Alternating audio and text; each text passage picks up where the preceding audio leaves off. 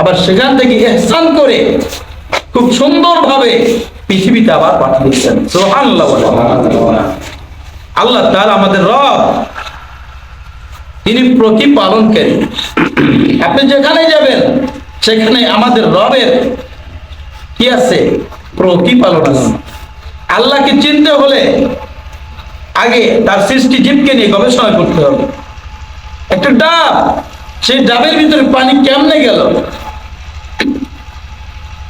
একটা ডিম, সেই ডিমটা চতুর্দিকে লাগানো, এমন ভাবে প্লাস্টার করা যেখানে কোনো ছিদ্র নাই।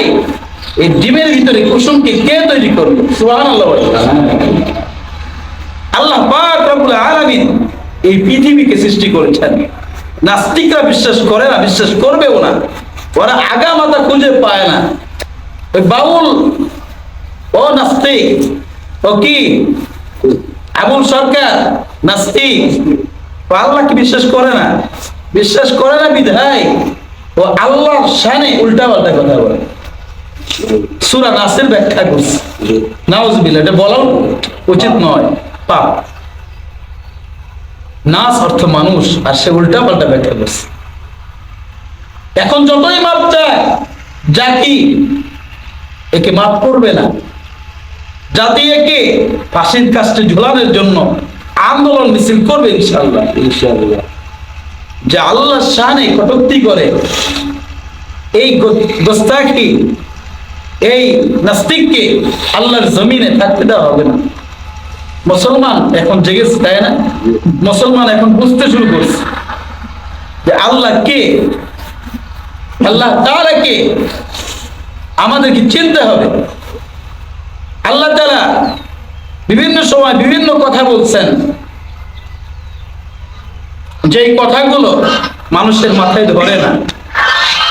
অনেক সময় মানুষের মাথায় ধরে না, মনে করে কি আল্লাহ তাআলা বারবার এই কথা তো আমার প্রথম সৃষ্টি আরশ, প্রথম সৃষ্টি জমিন, প্রথম সৃষ্টি মুহাম্মদ, প্রথম সৃষ্টি, এরকম বলছে আল্লাহ তাআলা।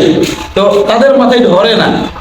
এর ব্যাখ্যা যদি বুঝতে চায় আমাদেরকে হাদিসে পাকে যেতে হবে, তাই না? হাদিস শরীফ যেতে হবে। হাদিস শরীফে গেলে আমরা সেটাকে কি করতে পারবো? বুঝতে পারবো। কিন্তু নিজে নিজে বুঝতে পারবো না, নিজে নিজে পণ্ডিত করে বুঝতে পারবো। আসলে বাউল শব্দের অর্থ ওলামা ইকরাম বলতেছেন, আর আমরাও পড়েছি, বালা ইয়াবুলু। বাউল শব্দের অর্থ হলো পেশাব। বাউল শব্দের অর্থ কি? পেশাব। এই সমস্ত ভণ্ডগুলো, বাউলগুলো নাকি মহিলাদের পেশাব খায়। নাউজুবিল্লাহ বলেন।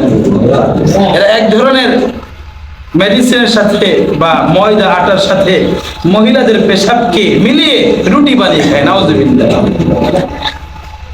এই জন্য এদেরকে বাউল বলা হয়। আরবি থেকে নামটা বের করছে বাউল। আল্লাহ তাআলা এই সমস্ত